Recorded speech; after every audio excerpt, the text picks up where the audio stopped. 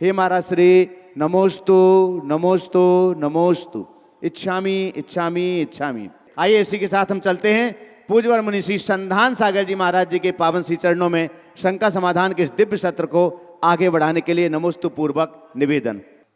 चलते हैं गुरु चरणों में।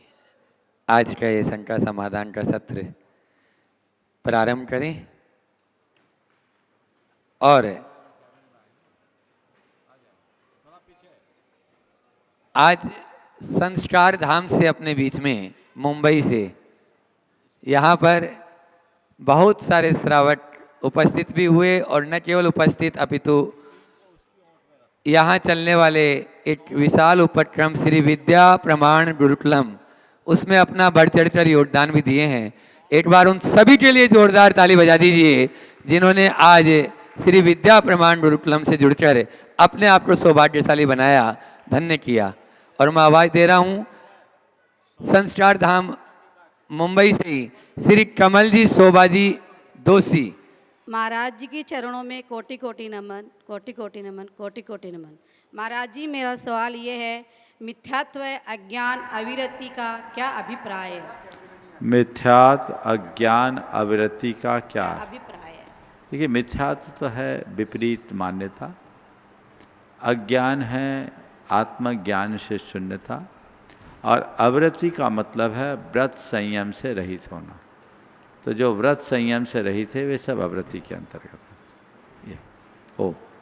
ये सब बंध के विशेष कारण। अगला प्रश्न कर रहे हैं राजमल जी, रंजना जी कटालिया, मालाड मुंबई। वे अपना प्रश्न करें।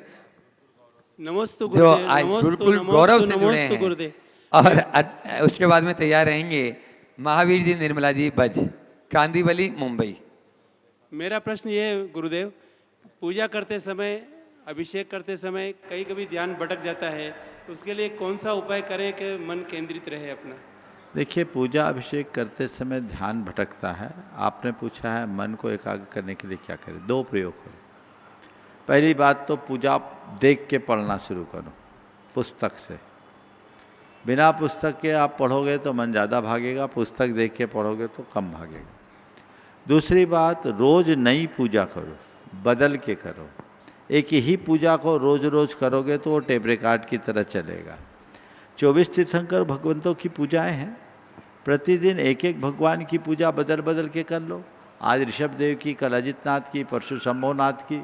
बात देखिए, बदल के ही करते हैं, कर लो, रोज़ नहीं करो, हट के। अब आदिनाथ भगवान की 10 पूजा है, तो आज इस कवि की, कल इस कवि की, परसों इस कवि की। एक रटे रटाए सिस्टम से मत चलो, बदल करके देखो, बहुत फर्क पड़ेगा। नमस्ते गुरुदेव, नमस्ते नमस्ते। महावीर जी निर्मल जी बज, कांदीवली मुंबई। हाँ, नमस्ते महाराज। आज सुबह संधान सागर जी महाराज का आहारचर्या सकुशल संपन्न हुई। उसके बाद उनके साथ उन्होंने कुछ चर्चा करी हमारे संस्कार धाम मित्रों के साथ बैठकर।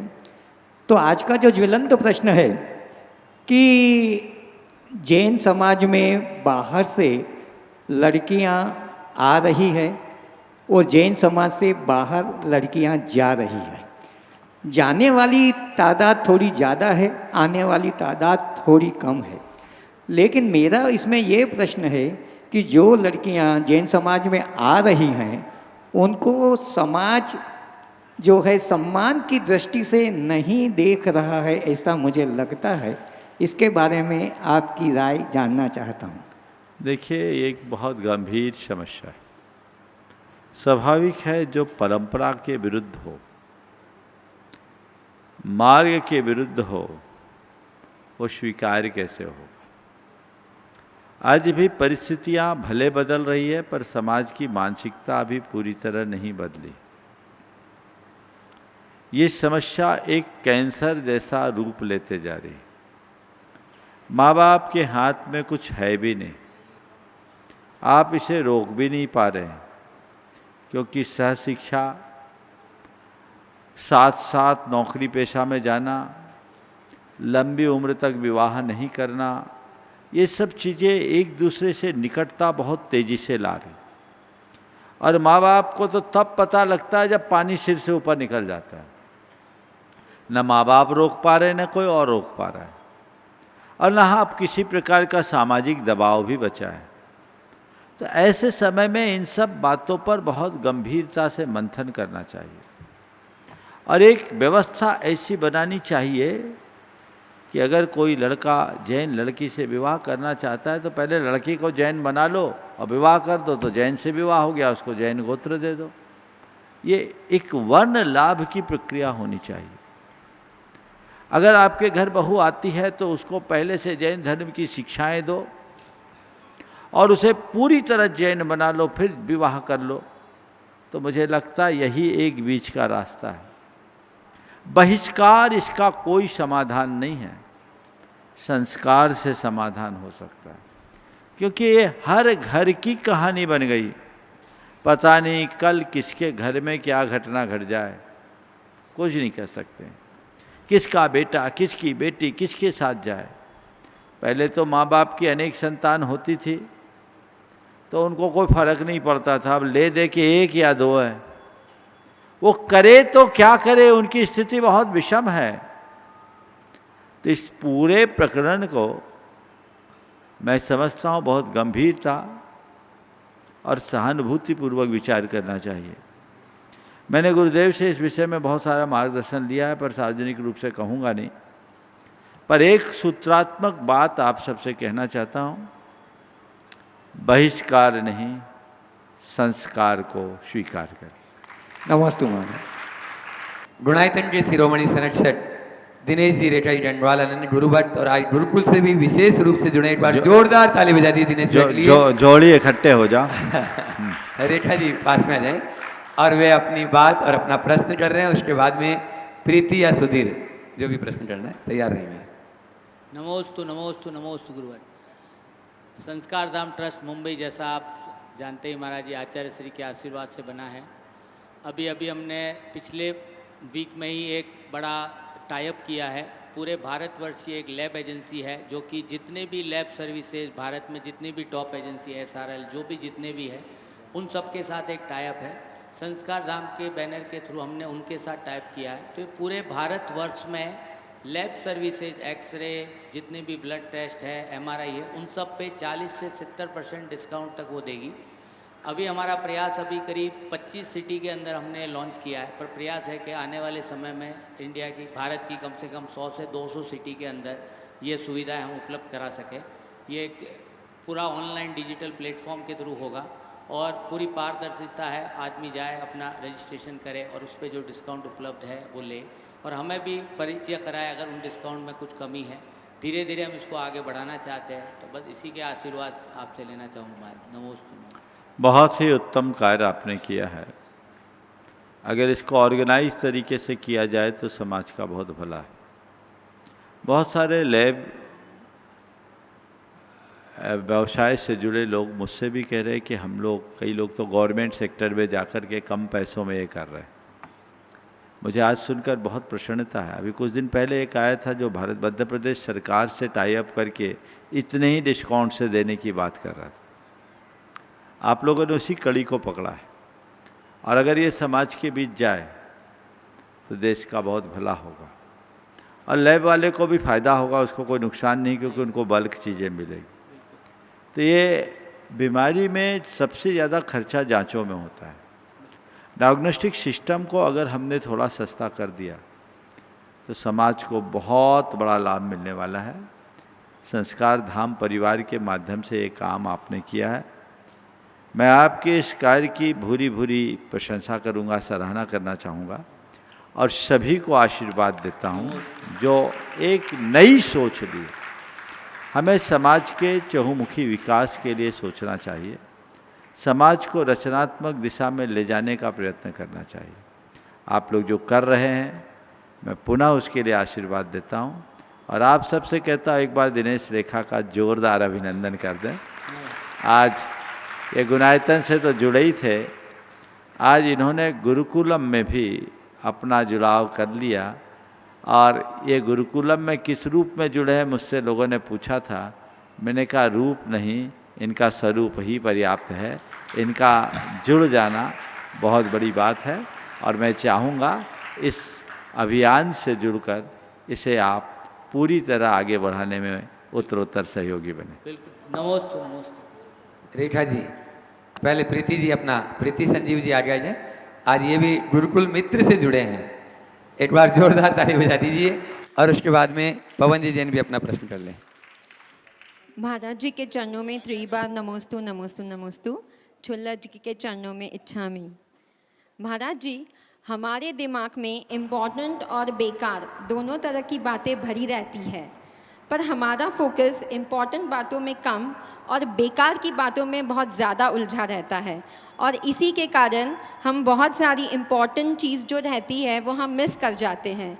तो हम ऐसा क्या करें कि हमारा जो फोकस है वो इम्पोर्टेंट चीज़ों पे रहे और बेकार की चीज़ों में ना उलझे। इम्पोर्टेंट को इम्पोर्टेंट देना शुरू कर दोगे तो बेकार की बातों में चीज़ें कहाँ जाएगी। हम लोगों के साथ दुविधा ये है कि लोग चीज़ें कितनी इम्पोर्टेंट है उसे जानते ही नहीं। मूल्य बोध के अभाव में चीज़ें हाथ से बिखर जाती। हम चीज़ों का मूल्यांकन करें, हम जाने कि क्या हमारे लिए उपयोगी है और क्या अनुपयोगी, और कौन कितना महत्वपूर्ण है। हम अगर इन बातों को ठीक तरीके से समझने लगे तो हमारे जीवन का संपूर्ण भटकाव दूर हो सकता है। इसलिए हमको इसके लिए प्रयासरत रहना चाहिए और इम्पोर्टेंट को प्रमुखता देनी चाहिए और सोच को बदलना चाहिए।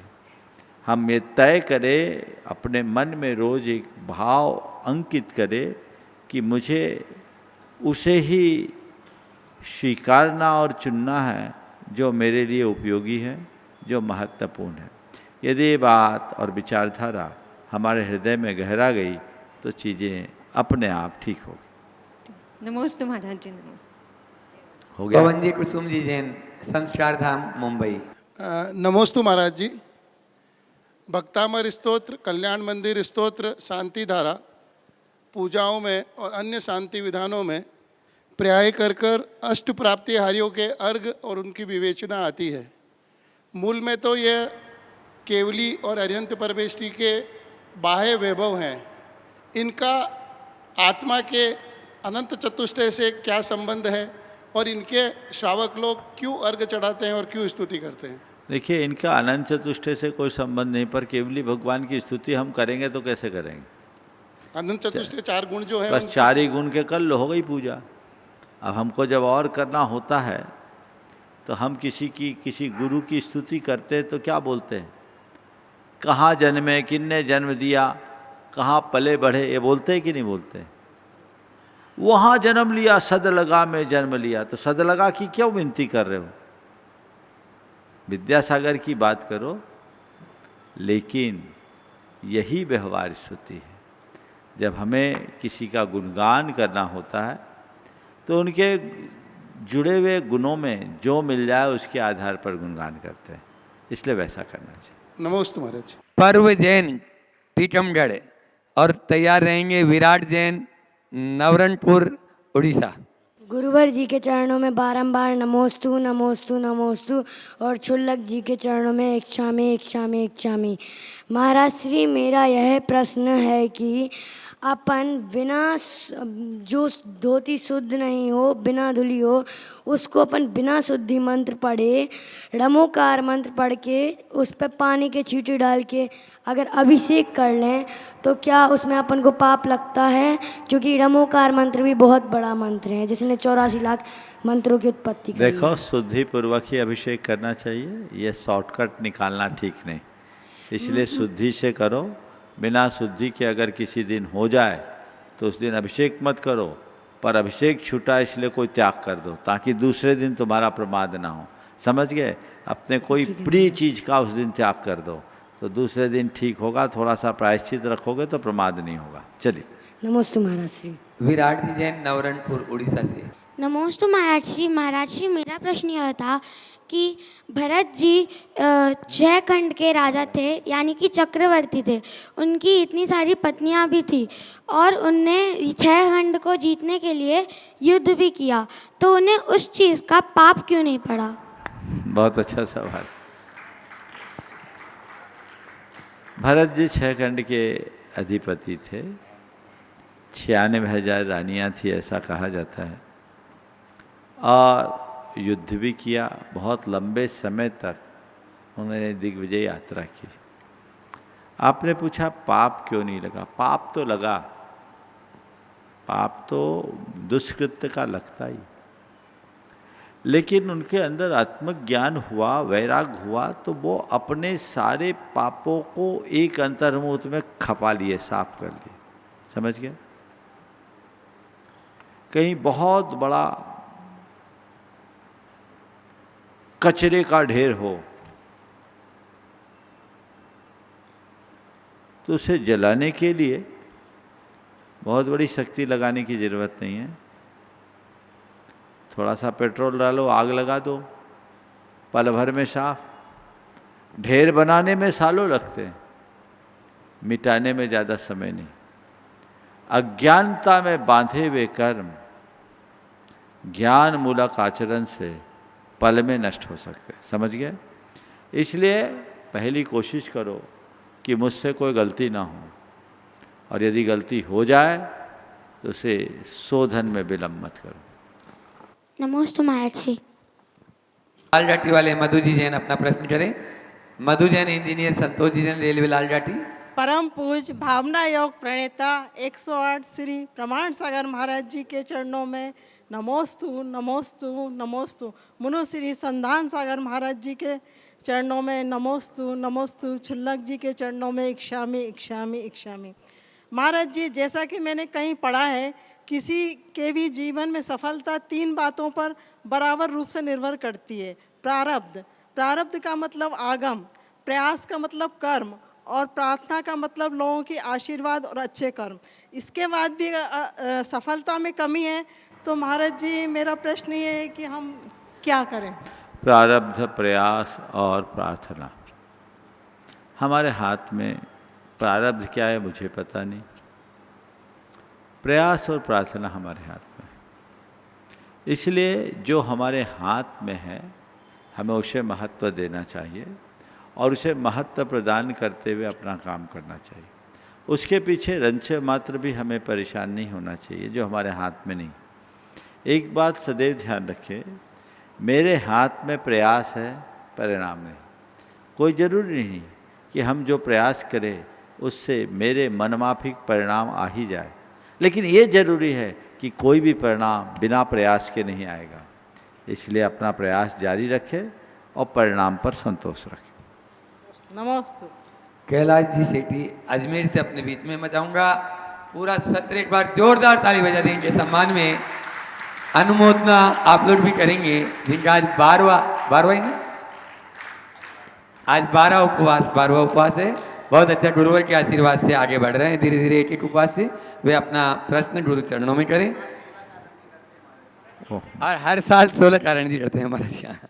नमस्ते महाराज जी। उसके बाद में तैयार रहेंगे। नमस्ते महाराज जी। हीना जी डंडवाल, इंदौर। मेरा प्रश्न ये है महाराज जी, मन जड़ है या चेतन? मन जड़ है या चेतन? और अगर चेतन है तो ये कहाँ रहता है? बहुत अच्छा सवाल है। पहले तो मैं चाहूँगा एक बार कैलाश जी का जोरदार अभिनंदन कर दो। ये एक श्रेष्ठ साधक है। आप देख रहे हैं प्रतिवर्ष 32 दिन 16 कारण के ये अपने पूरे उपवास करते हैं। सभी को इनके इस पुरुषार्थ का अनुमोदन करना चाहिए। ये साल में इनके 250 से अधिक उपवास होते हैं, भोजन के दिन कम, उपवास के दिन ज़्यादा। और आप देख रहे हैं कितनी सहजता और स्थिरता पूर्वक ये खड़े हैं। तेल घी का त्याग है महाराज। हाँ, तेल घी का हाँ, तेल घी का त्याग है। और अपने में रहते हैं, दिन भर आप देखते नहीं इनको, ये अपनी साधना करते हैं। हम आपके इस साधना की अनुमोदना करते हैं, आपकी आराधना निर्बाध हो। आपने जो सवाल किया कि मन पुद्गल है या चेतन, जड़ है या चेतन? हाँ, जड़ कहो पुद्गल कहो, मन चेतन भी है और जड़ भी है। चेतन से संबद्ध होने के कारण वह चेतन है, पर सांसारिकता से जुड़ा होने के कारण वह जड़ है। क्योंकि जड़ पदार्थों से हमारे मन का मन, हमारा मन प्रभावित होता है। अगर मन पूरी तरह चेतन होता तो जड़ वस्तुओं से प्रभावित नहीं होता। शास्त्रों में लिखा है कि मनः पौदगलिकम असन पातादभिर अभिभव दर्शनात्, वज्रपात आदि के द्वारा मन प्रभावित होता है। ये जड़ ही प्रभावित हो सकता है, चेतन नहीं। लेकिन हमारा ये मन 9 इंद्रियावरण कर्म के क्षोभशम से प्रकट होता है, और ये क्षोभशम आत्मा का ही एक गुण है। इस अपेक्षा से इसे हम चेतन भी कह सकते हैं। तो मन चेतन भी है, अचेतन भी है। मन कहाँ रहता है? तो जो पौद्गलिक मन है वो द्रव्य मन है, जो हमारे हृदय में 8 पंखुड़ी वाले कमल के आकार का हृदय कमल। और ऐसे मन देखा जाए तो मन सर्वत्र रहता है। मन का कोई नियत स्थान नहीं है और मन का कोई नियत विषय नहीं है, इसीलिए मन को अनिंद्रिय कहा जाता है। नमस्ते महाराज जी। नमस्ते। हीना जी डंडवाल परिवार के साथ में इंदौर से अपने बीच में। गुरुवर के चरणों में 3 बार नमोस्तु नमोस्तु नमोस्तु। चुल्लक महाराज जी के चरणों में इक्षामी। महाराज जी, मुझे खुद का एक्सपीरियंस है कि भावना योग का क्या फ़ील होता है। मैंने गुड़िया के टाइम पे खुद फील किया है और बहुत पॉजिटिविटी और शांति होती है। तो अब हम गुड़िया को ऐसा कौन सा भावना योग सुनाएं कि इसे भी समझ आए, ये भी शांत रहे और इससे भी पॉजिटिविटी आए। इसको लोरी नहीं सुना, भावना योग सुना जो हम करते थे हाँ वही हाँ वाला। हाँ, नहीं 5 मिनट वाला। बहुत अच्छा। अगर अपना कोई विशेष एक्सपीरियंस है तो बता सकती है 30 सेकेंड में। मैंने मतलब जब से फील होता है अंदर से कि बच्चा मूवमेंट कर रहा है, तो जैसे ही मैं भावना योग का क्लिप दिन में 3 बार करती थी मैं, तो मेरे को अंदर से मूवमेंट होता था। जैसे ही आपकी आवाज़ आती थी ये अंदर से मूव करती थी। और जब मैं मतलब हॉस्पिटल जा रही थी तब भी मैं भावना योग करके गई, तो मुझे पूरा फील हुआ कि अंदर वो फील कर रही है कि आपकी आवाज़ सुनते से ही उसको मुझे फील होता था। बहुत सुंदर। चलिए नमोस्तु महाराज जी। अपने बीच में जय कुमार जी जैन आदि सांडली से ये 10 युवा यहाँ पर उपस्थित है। एक बार जोरदार ताली बजा दीजिए। पद यात्रा करते हुए आज यहाँ गुरुवर के दर्शनार्थ आए हैं। वे अपनी बात और अपना प्रश्न गुरु चरणों में करें, और उसके बाद में जो लंदन से बाई रोड भारत आए हैं, कुछ जल मार्ग से भी यात्रा किए हैं, हुकुमचंद जी शाह, सोलापुर महाराष्ट्र, लंदन प्रवासी। वे तैयार रहेंगे पूरे परिवार के साथ। गुरुदेव के चरणों में त्रिवार नमस्तु नमस्तु नमस्तु। चुल्लक जी के चरणों में इच्छामी इच्छामी इच्छामी। गुरुदेव, हमारी शंका ये है, जो तीर्थ वंदना और गुरु वंदना पैदल करते हैं उसका क्या फल मिलता है? तीर्थ वंदना पैदल चलकर करते हैं, उसका क्या फल मिलता है? और गुरु वंदना भी हाँ, तीर्थ वंदना गुरु वंदना अगर पैदल करते हो तो इतना पुण्य आ जाता है कि कल तुम बंधनीय बन जाओ। अभी पैदल चल रहे हो, पूरा जीवन पदयात्री बन सके। और मैं तुम लोगों के लिए यही भावना भाता हूँ। बहुत लंबी यात्रा करके आ रहे हो, तुम्हारी यात्रा निर्बाध संपन्न हो और ऐसा पुण्य हो कि अब पद यात्री ही नहीं, पद यात्री के साथ कर पात्री भी बन सको। सभी को आशीर्वाद। नमस्ते गुरुदेव। नमस्ते गुरुदेव। हुकुमचंद जी शाह, सोलापुर महाराष्ट्र, लंदन प्रवासी, उनके सुपुत्र यहाँ पर हैं। वे नाम अपने मुझसे बोल दें जो परिचय। सुहास बोर्ड के इनकी ससुराल है। नहीं, तुम्हारा नाम क्या है? अपना नाम बोलो। हुकुमचंद शाह। हाँ, यही हुकुमचंद भाई। हाँ, अब लंदन वाला सोच के सोचो, लंदन में भारत दिख रहा है। बोलो। हाँ बोलो हुकुमचंद जी, उन्हीं को दो। कोई सवाल है, कुछ अपना बोलना चाहे तो बोल सकते हो। जल्दी करें। हाँ, नमस्ते गुरुवर। मेरा सवाल है कि हम विदेशों में रहते हैं एंड वहाँ पे बहुत बार ऐसा होता है कि हमारे जैन लोग वहाँ पे बहुत ही कम है और मंदिर बहुत दूर दूर है। तो इस सिचुएशन में हम कैसे अपने बच्चों को अपने धर्म से जुड़ा रखें? देखिए, विदेशों में भले रहो पर आपके अंदर भारत होना चाहिए। पहली बात, भारत, भारतीयता और जैनत्व के संस्कार होने चाहिए। आज अमेरिका और यूरोप में, लंदन में भी प्रामाणिक समूह बहुत अच्छा काम कर रहा है और बच्चों को ऑनलाइन पाठशाला के माध्यम से बहुत अच्छा ज्ञान दे रहा है। आप उन्हें जोड़ दीजिए, उससे उनके अंदर संस्कार बहुत गहराएंगे। मैं कई ऐसे परिवारों को भी जानता हूँ जो भारतीयों से ज़्यादा अच्छा धर्म कर रहे हैं, आप उसका अनुकरण करें। बहुत बहुत आशीर्वाद। नमस्ते चलिए। महाराज।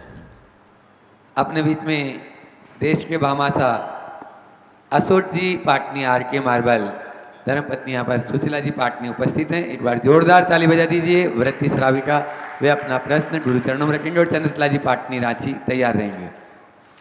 महाराज श्री जी के चरणों में नमोस्तु। छोलिक जी महाराज के चरणों में इच्छा में। महाराज श्री जी आचार्य श्री थे तो बहुत सारे संस्कार सभी समाज को और बहुत देकर गए थे, लेकिन अब हम सबका क्या फर्ज है कि उनकी कैसी भक्ति कैसे गुणगान उनके हम गाएं। तो जब तक जीवन है जब तक देखो, आचार्य श्री के उपकारों को हम कई भाव खपा दे तो नहीं चुका सकते। इतना उपकार उनने हम लोगों पर किया। मैं तो ये कहता हूँ व्यक्ति सह कि उनने हम सब के लिए, खासकर मैं अपने लिए कहूँगा, इतना दे दिया कि वो मेरे भवांत तक के लिए पर्याप्त है। मुझे मोक्ष तक के लिए किसी गुरु की ज़रूरत पड़ेगी ऐसा मुझे नहीं लगता। इतना उनने दे दिया। उनके प्रति हम क्या कृतज्ञता ज्ञापित करें? कर ही नहीं सकते, शब्द ही नहीं है। बस एक ही काम करे। गुरुदेव के सभी भक्तों को मैं ये कहना चाहूँगा कि तुम्हारे आचरण में आचार्य विद्यासागर दिखना चाहिए। तुम्हें कहना न पड़े कि तुम आचार्य विद्यासागर के अनुयायी हो, तुम्हें कहना न पड़े कि तुम आचार्य विद्यासागर के भक्त हो, तुम्हें कहना न पड़े कि तुम आचार्य विद्यासागर के शिष्य हो। तुम्हारे गुणों और कर्मों में वो दिखना चाहिए। तुम्हें देख करके ही लोग कह ले कि ये एक अलग टकसाल से गढ़ा हुआ इंसान है। तो वही उनके गुण गौरव की गाथा बनेगा, वही उनकी प्रतिष्ठा का आधार होगा। और इसी के बल पर हम उन्हें किंचित अपनी कृतज्ञता या आभार प्रकट कर पाएंगे। नमोस्तु महाराज श्री नमोस्तु। रांची से अपने बीच में चंद्रकला जी पाटनी गुरु चरणों में तरफ करेंगे। से जगत के सब जीवों की तरफ से मुनिराजों के चरणों में नमोस्तु। सब छुल्लक जी महाराज के चरणों में इच्छा में। महाराज श्री, जब मोह की संगति हमारे ऊपर हावी होने लगती है तो हम शक्तिहीन से हो जाते हैं। तो उस वक्त मोह को कम करने के क्या क्या उपाय करें? आज सवेरे का प्रवचन आप नहीं सुन पाई। आज का विषय था भावनाओं का अनुशासन, शक्ति या बाधा। और उस समय मैंने कहा था क्रोध, लोभ, भय और मोह, ये चार ऐसी भावनाएं हैं जो अनुशासनहीन है। और यदि इन्हीं को अनुशासित कर लिया जाए तो साहस, सतर्कता, संतोष और प्रेम में परिवर्तित हो सकता है। मोह को प्रेम में परिवर्तित करने के लिए समत्व का भाव रखें, समत्व का ध्यान करें। आज प्रातःकाल मैंने छोटा सा ध्यान कराया था इन चारों प्रकार के भावनाओं पर अनुशासन करने के लिए। आप उसे सुने, प्रयोग में लाएं। हमारा जो भावना योग का विज्ञान है ये बताता है कि भावनाओं को दबाने से भावनाओं पर विजय नहीं हो सकती। भावनाओं को बदलकर हम भावनाओं से ऊपर उठ सकते हैं। भावना योग भावना को बदलने की कला सिखाता है। यदि हम उसका सही प्रबंधन करना सीख गए, उसे ठीक रीति से दिशा देने में सफल हो गए, तो जीवन में बहुत आगे बढ़ सकेंगे। तत्व की भावना भाए, मैं कौन हूँ, मेरा क्या है, मोह खत्म हो जाएगा। मैं शुद्ध आत्मा हूँ, एगो हम शासदो आदा, नान दंसन लक्षणों, शेषा में बाहिरा भावा, सब्वे संजोग लक्षणा। मैं एक माँ शुद्ध आत्मा हूँ, ज्ञान दर्शन लक्षण वाला हूँ। मुझसे भिन्न जगत के जितने भी पदार्थ हैं वे संयोग लक्षण वाले हैं और क्षण क्षयी हैं। नश्वर है, वो मेरे साथ है, मेरे नहीं है। जब तक है मैं उनके साथ प्रेम से रहूं, जब तक है मैं उनका उपयोग करूं, भूमिका के अनुरूप उपभोग करूं, पर उनमें स्वामित्व का भाव कतई न रखूं। यदि ऐसी मनोदशा हमारे अंतर मन में गहरा जाती है तो फिर मैं सबके बीच हूँ, सबसे अलग हूँ। फिर यह समत्व का भाव बढ़ता है, प्रेम बढ़ता है, मोह छूटता है। सन के गुलदस्ते के पुष्प स्वरूप सागर जी, चुल्लक स्वरूप सागर जी महाराज अपने संका के माध्यम से आप सबको लाभान्वित कर रहे हैं। और उसके बाद में सुबोध जी नगर निगम श्री विद्या प्रमाण गुरुकुलम। मुनिद्वय के चरणों में बारंबार नमोस्तु। महर्षि, कई बार कुछ लोगों के मन में, खासकर व्रती लोगों के मन में ऐसी भावना आ जाती है कि कहीं मुझे कोई गंभीर बीमारी ना हो जाए या कोई घटना ना हो जाए कि मेरे व्रतों का पालन छूट जाए या मैं अपने व्रतों का पालन ना कर पाऊँ, लाचार हो जाऊँ। हालांकि उनके मन में भाव इसलिए है कि उनको अपने व्रतों की सुरक्षा की दृष्टि है, लेकिन फिर भी ये नकारात्मकता उनको कैसे प्रभावित करती है और उससे कैसे बचा जा सकता है? ये भय मूलक दुर्बलता है, ये कतई उचित नहीं। एक व्रती के अंदर अपने व्रतों की आराधना और अपने स्वास्थ्य आदि के प्रति सतर्कता तो रखनी चाहिए, लेकिन शंका नहीं, कहीं ऐसा हो ना जाए, ऐसा नहीं। मैं ऐसा जीऊं कि मेरी व्रतों की साधना निर्बाध हो। नेगेटिव की जगह पॉजिटिव आप अफर्मेशन दीजिए और अपने आचरण और व्यवहार में उसे अपनाइए। नियमित आहार विहार हो, खान पान पर हम पूरा ध्यान दें और दिनचर्या अच्छी रखें, योग अभ्यास आदि करें, तो हम अपने आप को आगे बढ़ा पाएंगे।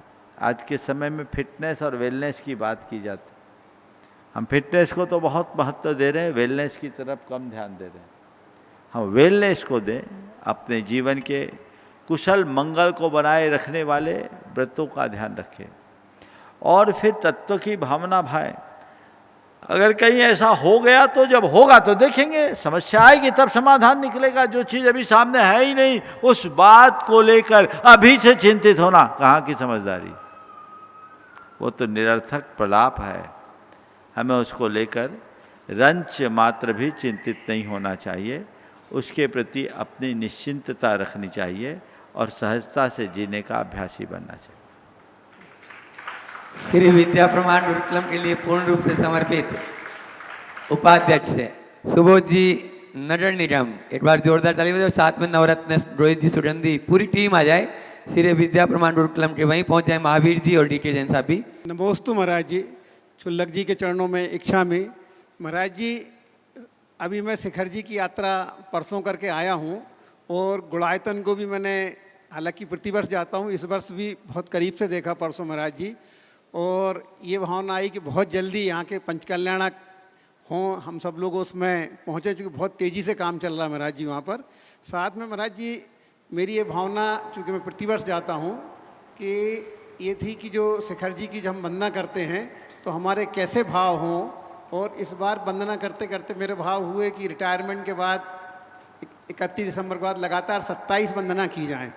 तो महाराज जी इसके लिए क्या करना चाहिए? बिल्कुल, बहुत अच्छे भाव है और जब जाओगे तब बताऊंगा, तब अभी बताऊंगा तब तक भूल जाओगे, इसलिए याद रखो, जब जाओगे तभी बताना अच्छा है, क्योंकि पहले मैं इस विषय में अनेक बार प्रकाश डाल चुका हूँ। आपने वंदना की, बहुत बहुत आशीर्वाद। नमोस्तु महाराज जी। आनंद जी, जी टीवी, अपना प्रश्न करें।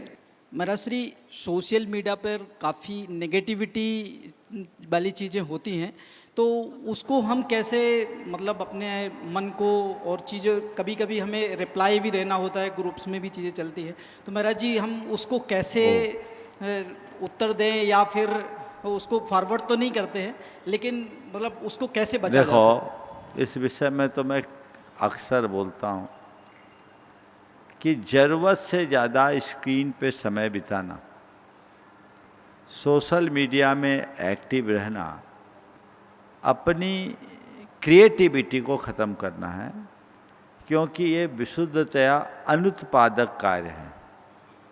अभी नेगेटिव की बात नहीं कर रहा हूँ, पॉजिटिव की भी बात कर रहा हूँ। आप लोग देखिए, मैं कई बार बोलता हूँ ये डिजिटल एडिक्शन बहुत खतरनाक है, इसे डिटॉक्स करना चाहिए। विगत दिनों मैंने अपने प्रवचनों में इस पर काफ़ी गहराई से चर्चा की। मुझे तो लगता है कि ये शराब और ड्रग्स के एडिक्शन से भी खतरनाक एडिक्शन जैसा हो गया। बिल्कुल महाराज। ये हमारे जीवन के लिए एक साधन है, पर ऐसा लगता है कि यही हमारे जीवन के स्वामी बन गए। इनके बिना लोग अपना जीवन चला नहीं पा रहे। ये जीवन को बहुत भयावह और विकृत बना रहा है।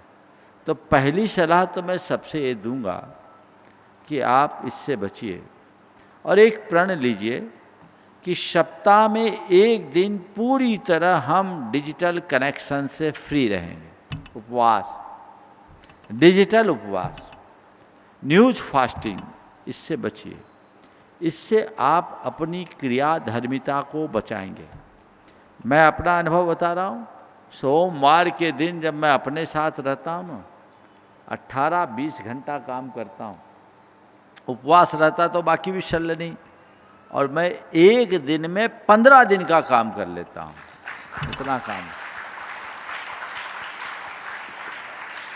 इतना काम जो 15 दिन में नहीं हो पाए रूटीन में, वो कर लेता हूँ। चिंतन निखरता है, खुद के साथ खुद का संवाद करने का सुअवसर मिलता है ना। तो मैं आप लोगों से कहता हूँ, आप मौन नहीं रख सकोगे और आप उपवास भी नहीं कर पाओगे, मुझे पता है, पर कम से कम मोबाइल को तो अलविदा कर पाओगे।